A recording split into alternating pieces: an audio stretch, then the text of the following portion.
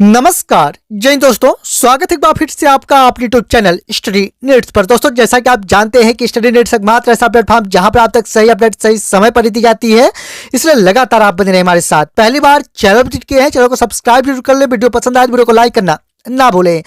दोस्तों जैसा कि आप जानते हैं कि आरक्षण पर लगातार सवाल खड़े किए जा रहे थे और ठीक इसी प्रकार से जैसा कि आप जानते हैं कि चर्चा में था ओबीसी आरक्षण, और ठीक इसी प्रकार से जैसा कि आप बिहार राज्य में देख पा रहे होंगे। और मैं आपको बता दूं कि बिहार राज्य में जातिगत जनगणना कराई गई थी और उसी आधार पर अब से आरक्षण का जो रोस्टर है वह संशोधित कर दिया गया है। कहना यह है कि पहले जो 60% आरक्षण दिया जाता था मात्र, उसे बढ़ाकर अब 75% यानी अधिकतम कर दिया गया है। जैसा कि यहाँ पर आप देख पा रहे होंगे कि जो आप सभी के आरक्षण है वह पहले 60% टोटल दिए जाते थे बिहार सरकार की ओर से, और अब इसे बढ़ाकर 75% के साथ ओबीसी आरक्षण जो कि 43% कर दिया गया है।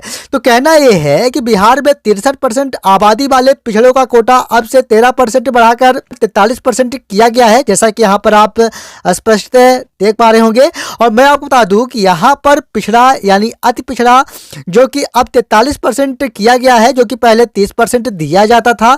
साथ ही में आबादी यहाँ पर 63.13% यहाँ पर ओबीसी आबादी है।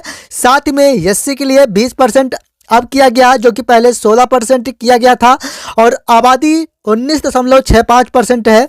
इसी के साथ एसटी के लिए यहाँ पर 2% और पहले 1% ही दिया जाता था मात्र, क्योंकि यहाँ पर जो आबादी है 1.68% ही मात्र है।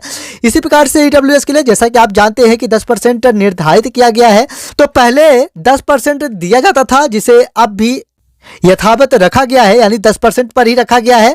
और साथ ही में कुल अगर हम बात करें तो 75% अब से आरक्षण दिया जाना है, जो कि पहले 60% मात्र पर ही आरक्षण दिया जाता था। तो यहाँ पर आप देख पा रहे होंगे कि 3% महिलाओं सहित 60% आरक्षण जो कि दिया जाता था, और अब से 75% आरक्षण दिया जाएगा कुल मिलाकर।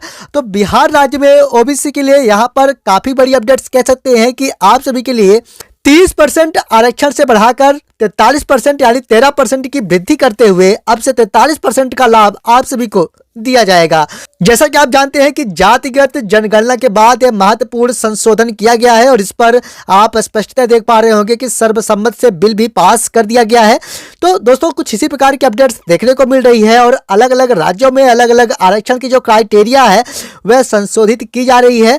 अब बात आती है कि क्या आखिरकार भर्ती परीक्षाओं में इसका प्रभाव पड़ने वाला है। तो मैं आपको बता दूं कि जितनी भी भर्ती परीक्षाएं अब से संपन्न की जानी है उन सभी में इसका लाभ नए सिरे से दिया जाएगा।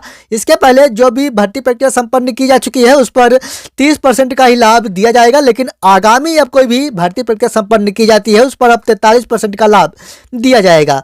हालांकि आपसे संबंधित और भी कोई अपडेट्स मिलती है सही अपडेट के साथ ही लेके आएंगे। और जैसा कि आप जानते हैं कि स्टडी नीड्स एकमात्र ऐसा प्लेटफॉर्म जहां पर आप तक सही अपडेट सही समय पर जाती है, इसलिए लगातार आप बने रहे हमारे साथ।